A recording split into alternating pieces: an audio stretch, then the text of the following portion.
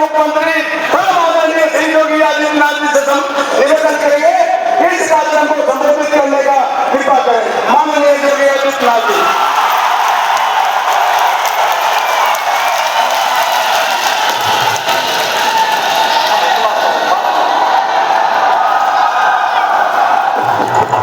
भारत माता की, भारत माता की, भारत माता की, वंदे वंदे वंदे। नमः पार्वती पतये हर हर।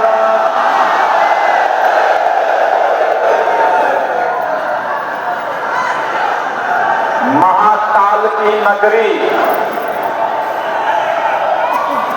उज्जैन के लोकप्रिय सांसद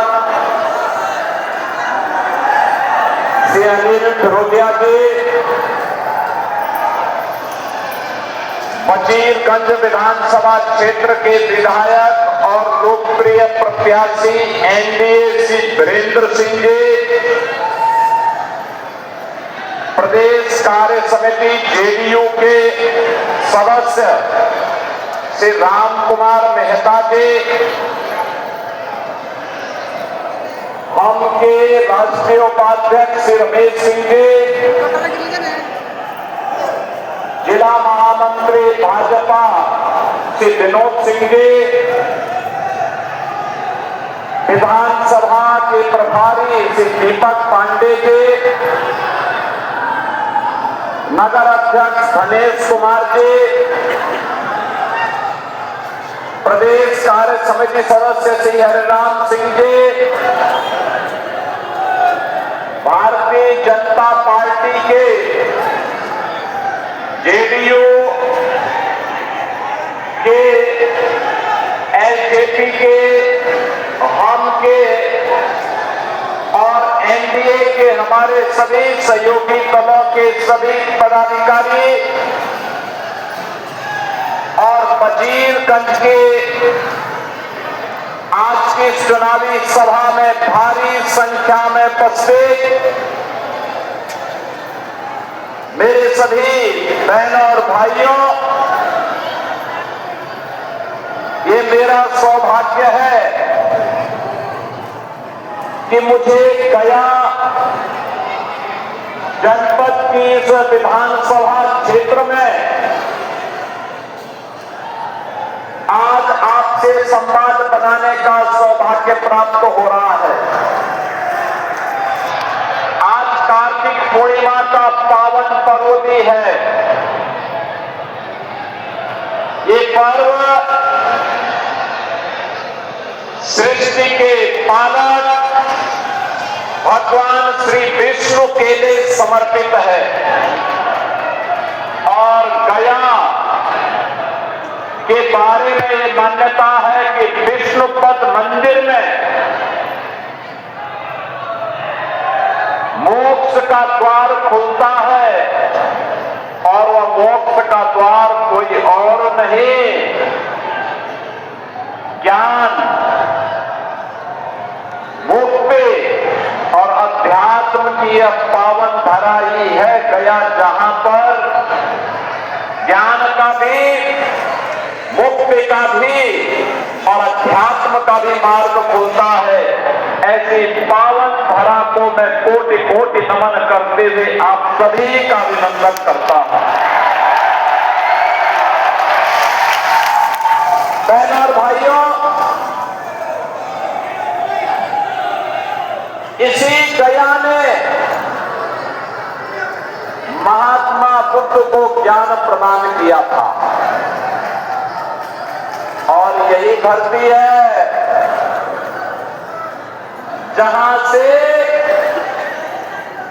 आचार्य चाणक्य ने भारत के स्वर्ण युग की शुभारंभ किया था। चंद्रगुप्त मौर्य को अखंड भारत का सम्राट बना करके आज उसी धरा पर नमन करने का मुझे सौभाग्य प्राप्त हो रहा है। बहनों और भाइयों,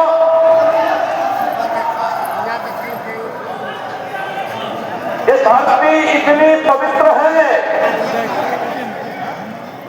कि मनुष्य को ज्ञान, मुक्ति और अध्यात्म की प्राप्ति के लिए इस धरा पर आता ही है। सनातन धर्म की हमारी परंपरा है कि स्वर्ग लोक के पितर भी इसी धरती पर आकर के तृप्त होते हैं और इसलिए धरती को कोटि कोटि नमन करता हूं। आप सभी को कार्तिक पूर्णिमा की बधाई देता हूं।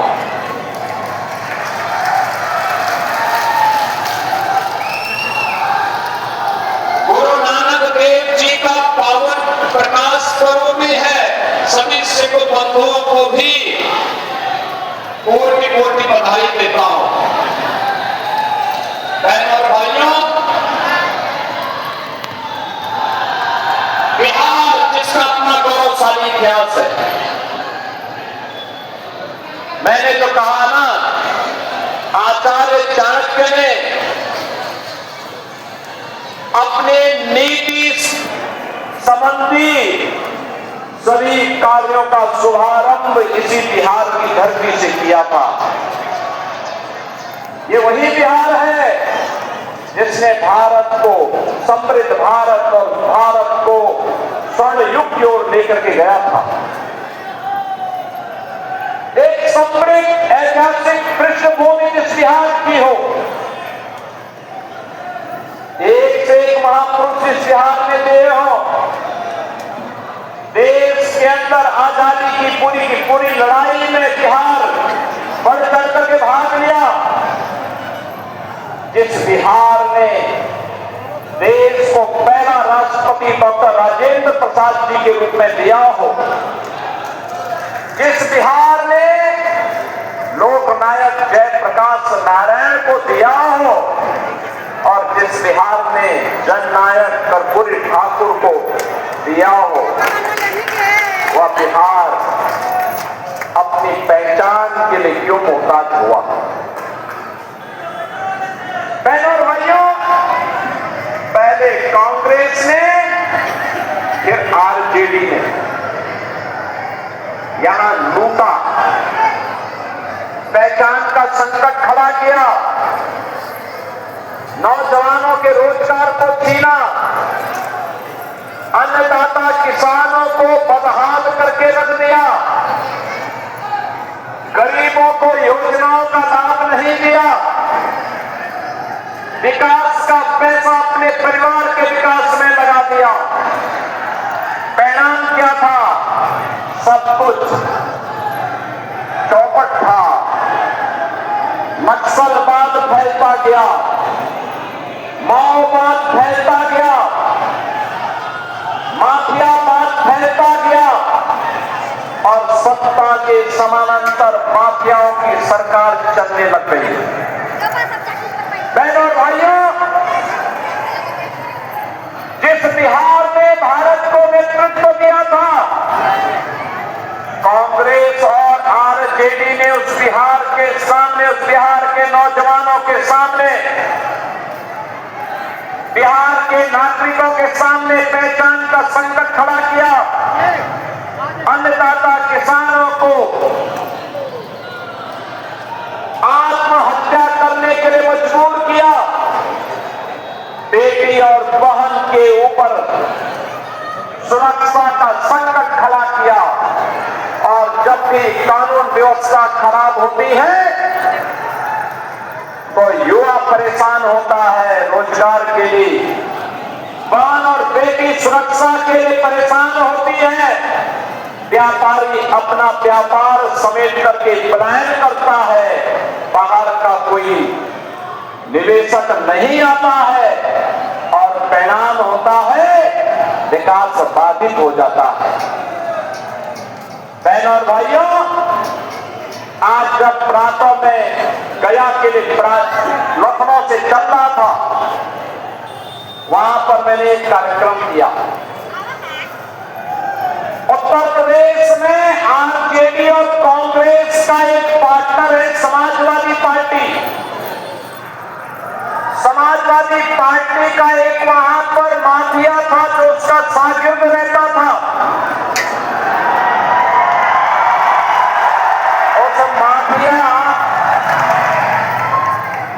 उस माफिया ने लखनऊ में समाजवादी पार्टी की सरकार के समय एक नहीं, गरीबों की जमीन पर और सरकारी जमीन पर 4 किले में मकान बना डाले थे। हमारी सरकार आई, मैंने पूछा भाई ये 4 किले नुमा बड़े बड़े बंगले किसने बनाए हैं? तो लोगों ने कहा कि फलाने ने। मैंने कहा ये तो कुख्यात माफिया है। लोगों ने कहा हाँ। तो मैंने कहा फिर बुलडोजर की कार्रवाई हो जाए ना।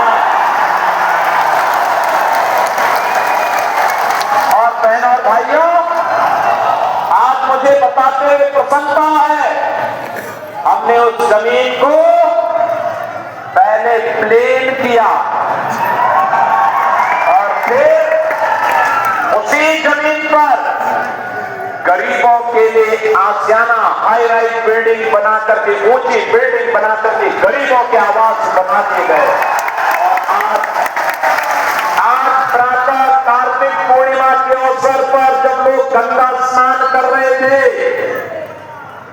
पवित्र नदियों में स्नान कर रहे थे, तो मैं लखनऊ में उन गरीबों को आवास का पट्टा दे रहा था, आवास उपलब्ध करवा रहा था। बहनों और भाइयों, जो काम उत्तर प्रदेश में समाजवादी पार्टी करती थी, कमोबेश वही काम कांग्रेस और आरजेडी के लोग बिहार में करते थे। और इसलिए इनका उपचार केवल एनडीए है। एनडीए याद करिए ना, ये लोग आपको लड़ाते थे, आपको लड़ाते थे जाति के नाम पर। जाति सेना खड़ी खड़ी करके इन्होंने पूरे बिहार को पहचान के संकट के दौर से गुजारा था। बहनों और भाइयों, जब भी बटेंगे तो इनको तो ये समाजवादी पार्टी है ना, ये आरजेडी की पार्टनर है, कांग्रेस की पार्टनर है यूपी में। इन लोगों को परेशानी होती है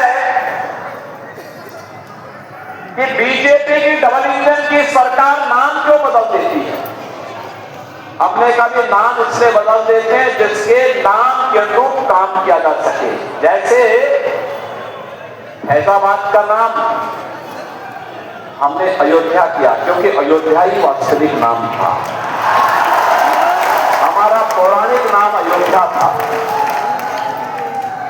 भगवान राम का जन्म अयोध्या में तय हुआ था। फैजाबाद तो विदेशी आक्रांताओं का प्रतीक था। गंगा यमुना का जहां संगम होता है उसका नाम प्रयागराज था। मुगल काल में इलाहाबाद कर दिया, हमने फिर से पलट करके प्रयागराज कर दिया। समाजवादी पार्टी को इसमें भी परेशानी है, कहती अयोध्या नाम क्यों कर दिया, प्रयागराज नाम क्यों कर दिया। और यहां पर कांग्रेस को परेशानी होगी कि कहीं वीरेंद्र सिंह जी वजीरगंज का नाम न बदल दे। बहनों और भाइयों, अगर हमें आगे बढ़ना है तो विरासत का भी सम्मान करना पड़ेगा, अपनी विरासत को सम्मान कर देना पड़ेगा। अपने पूर्वजों के गौरव पर गौरव की अनुभूति करनी होगी। और यही कारण है भारत का हर सच्चा भारतीय राम को अपना पूर्वज मानता है। याद करिए ना, कांग्रेस, सपा, आरजेडी जब राम मंदिर का विरोध कर रही थी तब भी राम भक्त ही नारा लगाते थे, राम लला हम आएंगे मंदिर, लाठी गोली खाएंगे मंदिर वही बनाए, यही नारा लगता था। कांग्रेस ने सुप्रीम कोर्ट में क्या कहा राम हुए ही नहीं, यानी जैसे कांग्रेस का ही खानदान पैदा हुआ है, बाकी और हुए नहीं। बहनों और भाइयों,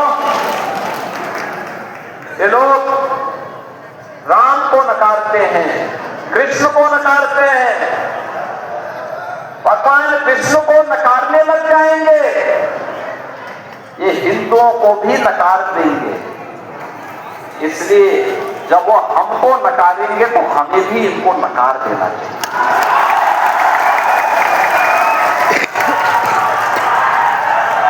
आरजेडी ने राम मंदिर के रथ को रोक दिया था और समाजवादी पार्टी ने उत्तर प्रदेश में राम भक्तों पर गोलियां चलाकर के अयोध्या को लौलुहान किया था। लेकिन हम लोग जब आए उत्तर प्रदेश में डबल इंजन की भाजपा की सरकार आई, हमारा जो संकल्प था, राम भक्तों का जो संकल्प था, लोग कहते थे क्या मंदिर बन जाएगा, हम कहते जरूर बनेगा। लोग कहते कब बनेगा, अरे हमने कहा काम तो थोड़ा करने दो। और आज आप देखते होंगे अयोध्या में राम मंदिर, भव्य राम मंदिर का निर्माण हो गया ना। कोई संदेह है क्या? कोई संदेह है क्या? अयोध्या में राम मंदिर का निर्माण भी हो गया है, काशी में काशी विश्वनाथ धाम का निर्माण भी हो गया है, मथुरा वृंदावन में भी हम लोग ऐसे ही कार्य कर रहे हैं, हर तीर्थ को ऐसे ही सजा रहे हैं, कोई भेदभाव नहीं, सारे तीर्थ सजेंगे। और ये लोग, ये सपा के लोग क्या करते थे, ये लोग पैसा हमारा और उस पैसे को देते थे कब्रिस्तान की बाउंड्री के लिए। हमने कहा ये पैसा कब्रिस्तान के लिए नहीं जाएगा, ये पैसा मंदिरों की सुंदरीकरण के लिए जाएगा, तीर्थों के सुंदरीकरण के लिए जाएगा, हिंदू श्रद्धालुओं के सुविधा के लिए जाएगा, गरीबों के लिए आवास बनाने में खर्च होगा, गरीबों के लिए शौचालय बनाने में खर्च होगा। बहनों और भाइयों, क्या नहीं हो सकता, करने की इच्छा शक्ति होनी चाहिए। आज याद करिए मोदी जी ने 11 वर्ष में कैसे भारत का कायाकल्प करके रख दिया। पहले बिहार में 2005 के पहले क्या था, पहचान का संकट था, अपराध था, माओवाद और नक्सलवाद था, जातीय संघर्ष था। बिहार के नाम पर और उत्तर प्रदेश के नाम पर देश और दुनिया में कोई सम्मान नहीं देता था। अकेले लालू जी के शासन में बिहार के अंदर 60 से अधिक जातीय नरसंहार हुए थे, 30,000 से अधिक अपहरण की घटनाएं घटित हुई थी। व्यापारी सुरक्षित नहीं, डॉक्टर सुरक्षित नहीं, इंजीनियर सुरक्षित नहीं, कोई भी संभ्रांत व्यक्ति सुरक्षित नहीं।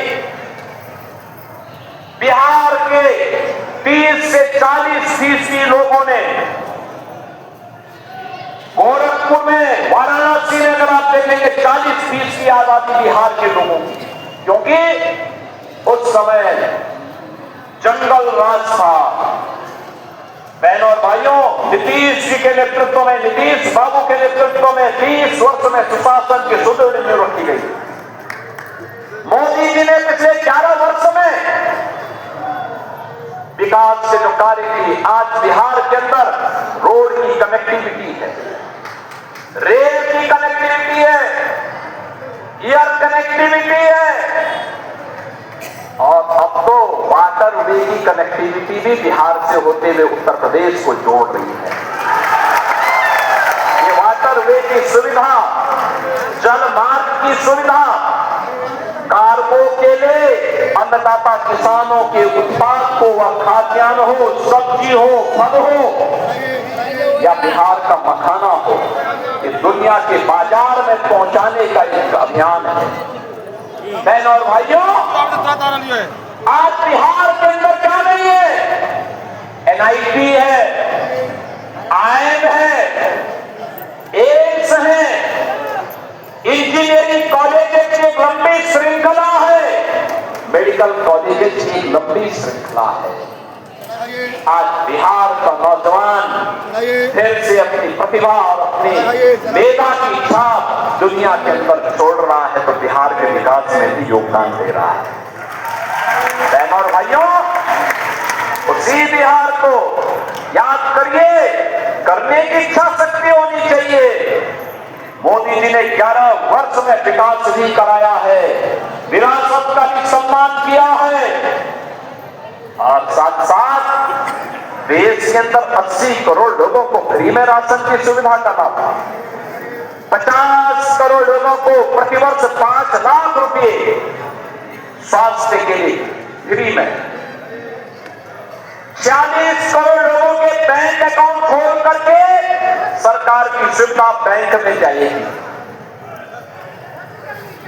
12 करोड़ गरीबों को स्वच्छ ईंधन के रूप में एलपीजी के कनेक्शन, ये कांग्रेस के समय में ब्लैक होती थी, 25-50 हजार रुपए में भी नहीं मिलता था कनेक्शन।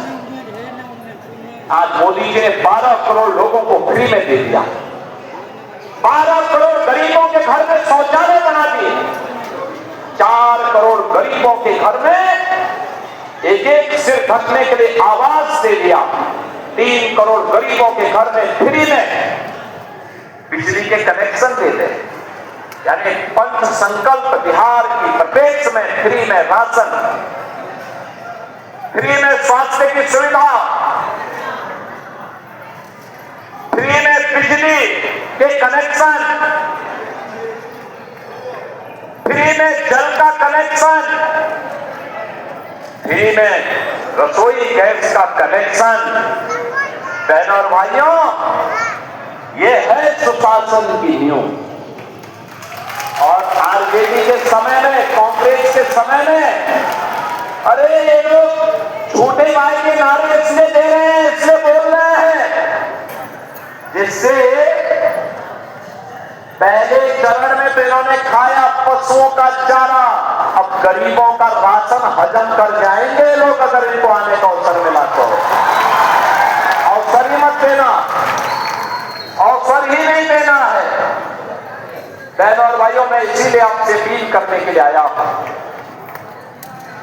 भारतीय जनता पार्टी और एनडीए ने आपके लोकप्रिय विधायक के रूप में श्री वीरेंद्र सिंह जी को फिर से प्रत्याशी बना करके आपके बीच उतारा है। बहनों और भाइयों, लोकतंत्र में कार्य करना, लगातार जनता के बीच में उपस्थिति बनाए रखना, और मैं तो आपसे यही अपील करने के लिए आया हूं। याद करना, कांग्रेस कितनी भी बड़ी घोषणा करे, आरजेडी कोई भी घोषणा करे, कभी विश्वास मत करना, कभी विश्वास मत करना। याद रखना, जो राम का नहीं हुआ वो हमारे किसी काम का नहीं होगा। जाके प्रिय राम वेदेहि कजिए ताई कोटि बैरी सम जद्यपि परम स्नेही। याद रखना, जो राम द्रोही है वो हमारा भी विरोधी है। जो राम का द्रोही है वो आपके किसी काम का नहीं है, किसी काम का नहीं है। राम द्रोही राम राज्य नहीं ला सकता, वह जंगल राज ही लाएगा। और इन लोगों ने यही किया है, आगे भी यही करेंगे। इसलिए आपसे अपील करने के लिए आया हूं, वीरेंद्र सिंह जी को कमल चुनाव चिन्ह पर एनडीए के प्रत्याशी के रूप में भारी बहुमत से विजयी बनाना है। बनाएंगे ना, आशीर्वाद देंगे ना, कमल चुनाव चिन्ह पर आशीर्वाद मिलेगा ना सभी लोगों का। इधर इधर उधर, और ये गुंडा और माफियाओं का उपचार करने के लिए पीछे जो हथियार खड़ा किया गया है,